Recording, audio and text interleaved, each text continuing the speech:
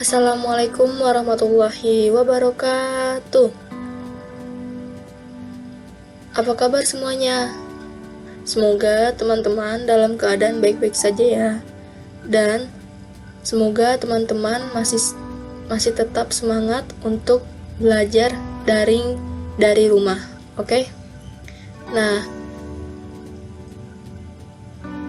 di sini kita akan melanjutkan mata pelajaran pemrograman dasar bersama saya Liza Apriani, di mana kita akan melanjutkan materi dari minggu lalu. Ayo, siapa yang masih ingat minggu lalu kita materi apa? Nah, minggu lalu kita telah membahas tentang flowchart.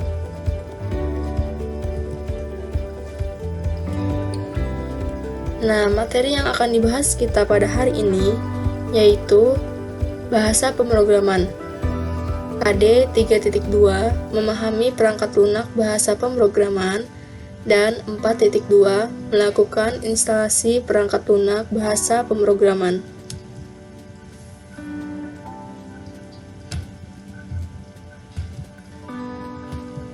Nah, tujuan materi pembelajaran yaitu memahami perangkat lunak bahasa pemrograman komputer, kemudian menginstalasi perangkat lunak bahasa pemrograman komputer, menguji hasil instalasi perangkat lunak bahasa pemrograman.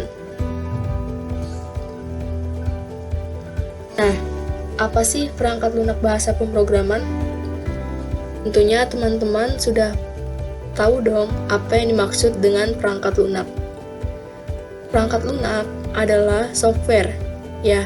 Jadi, di materi kali ini, di materi KD 3.2, kita akan membahas tentang software yang digunakan untuk bahasa pemrograman.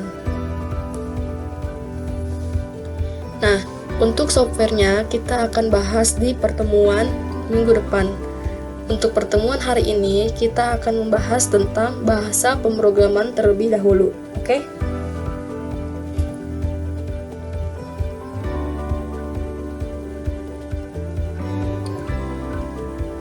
Bahasa pemrograman, apa sih maksudnya? Nah, bahasa pemrograman merupakan sebuah instruksi standar yang bertugas untuk memerintah komputer. Sering disebut juga dengan bahasa komputer atau bahasa pemrograman komputer. Bahasa pemrograman juga bisa dikatakan sebagai alat untuk menampung suatu himpunan dari aturan sintaks dan yang khususnya dipakai untuk mendefinisikan sebuah program yang ada di komputer. Jadi, bahasa pemrograman kita akan pelajari untuk mengetahui lebih lanjut tentang program. Jadi, kalau misalnya kita ingin membuat sesuatu atau ingin membuat program, kita harus tentukan dulu bahasa pemrograman apa yang ingin kita buat, ya. Bahasa pemrograman juga disebut dengan software language, ya. Nah, bahasa pemrograman ini digunakan untuk menerjemahkan perintah-perintah yang ditulis dalam bahasa program ke dalam bahasa mesin. Nah, jadi di pertemuan pertama kan kita sudah mempelajari tentang algoritma dan flowchart.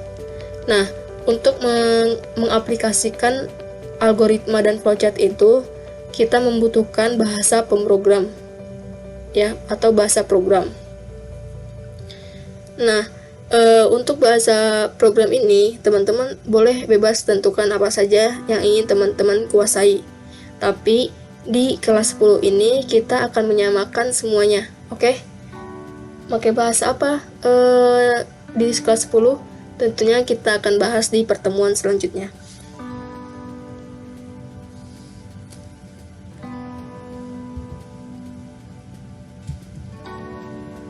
Kemudian tingkatan bahasa pemrograman dibagi menjadi 3, yaitu bahasa pemrograman tingkat menengah, ya, yaitu bahasa sehari-hari yang kita telah pelajari dalam bentuk algoritma. Jadi bahasa pemrograman tingkat menengah ini masih bisa kita pahami karena penggunaan bahasanya yang digunakan dalam kehidupan sehari-hari.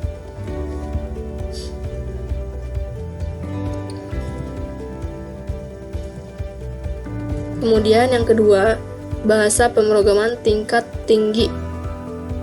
Nah, untuk bahasa pemrograman tingkat tinggi ini sudah masuk ke jenis bahasa program yang sering digunakan oleh programmer, ya.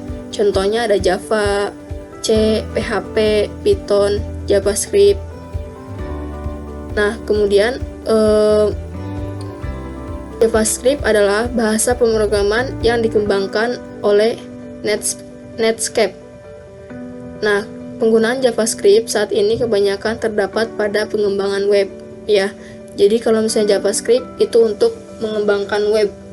Misalnya webnya pengen dibikin lebih bagus lagi nih, biar bisa bergerak dari atas ke bawah. Nah, itu menggunakan JavaScript. Kemudian bahasa C ini adalah memiliki anak-anaknya, ada C Crash dan C++. Nah, C ini menurunin bahasa C++, kemudian dari C++ ada lagi C Crash. Nanti teman-teman akan belajar, oke? Kemudian PHP singkatan dari Hypertext Preprocessor, merupakan sebuah bahasa pemrograman yang paling banyak digunakan di Indonesia. Nah, PHP ini digunakan untuk pengembangan web, ya. Contohnya seperti Facebook, WordPress, nah itu menggunakan bahasa PHP. Kenapa dia banyak digunakan di Indonesia? Karena sifat PHP yang gratis digunakan, jadi memiliki minat yang banyak di Indonesia.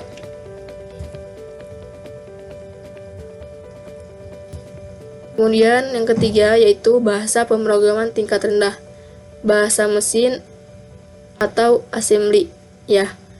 Nah, bahasa mesin ini angkanya yaitu 1 dan 0. Nah, mengapa disebut tingkat rendah? Karena memahami bahasa ini sangat sulit, ya. Jadi bahasanya itu benar-benar jenis bahasa mesin. Maka dari itu orang-orang sulit memahami. Nah, dia disebut dengan bahasa tingkat rendah. Kalau misalnya tingkat tinggi, itu orang-orang sudah mulai terbuka, sudah bisa memahami, gampang dipahami, gampang dipelajari. Nah, itu tingkat tinggi. Kalau misalnya tingkat rendah, yaitu bahasa mesin, angkanya yaitu 1 dan 0. Nah, bahasa assembly ini digunakan untuk menerjemahkan kode sumber dalam bahasa rakitan, ya, yaitu 0 ke dalam bahasa mesin. Bahasa ini merupakan kode-kode yang terdiri dari sekumpulan angka yang ada di dalam komputer yang biasanya diwakili oleh kode bilangan berangka 1 dan angka 0. Kemudian ada compiler. Compiler merupakan program penerjemah yang mengonversi semua kode sumber selain dalam bahasa rakitan menjadi kode objek. Jadi nanti teman-teman bisa bedain, ya, mana sih yang disebut dengan tingkat rendah, tingkat menengah, dan tingkat tinggi. Kalau misalnya tingkat rendah, itu bahasanya bahasa mesin, yaitu 1 dan 0. Ya, kalau misalnya tingkat tinggi atau tingkat menengah, yaitu sudah masuk ke bahasa kehidupan sehari-hari. Contohnya pengaplikasian algoritma. Kemudian yang ketiga tingkat tinggi. Nah, ini sudah masuk ke bahasa pemrograman. Contohnya bahasa C, PHP, Java, Python, dan lain-lain.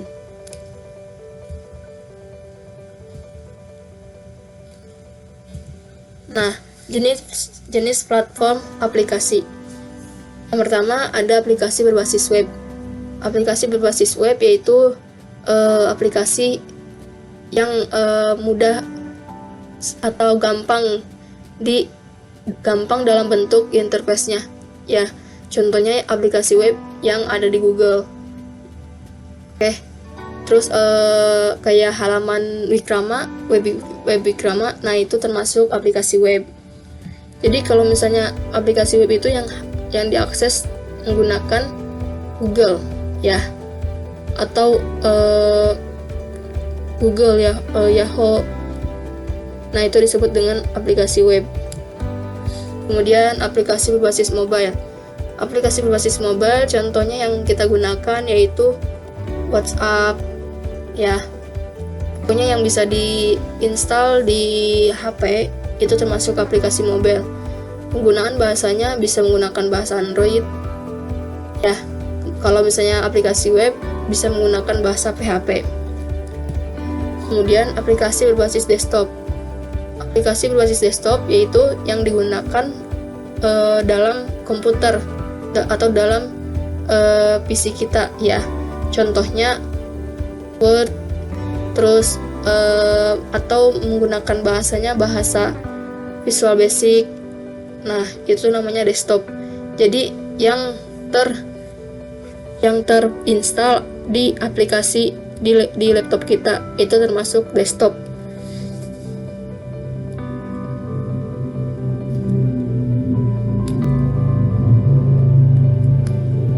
Nah, di pertemuan pemrograman dasar selama 1 tahun ini, kita akan mempelajari tentang pemrograman dengan bahasa C++. Tapi tenang aja teman-teman, kalau misalnya teman-teman nggak paham, ya nanti kita bisa belajar bersama-sama.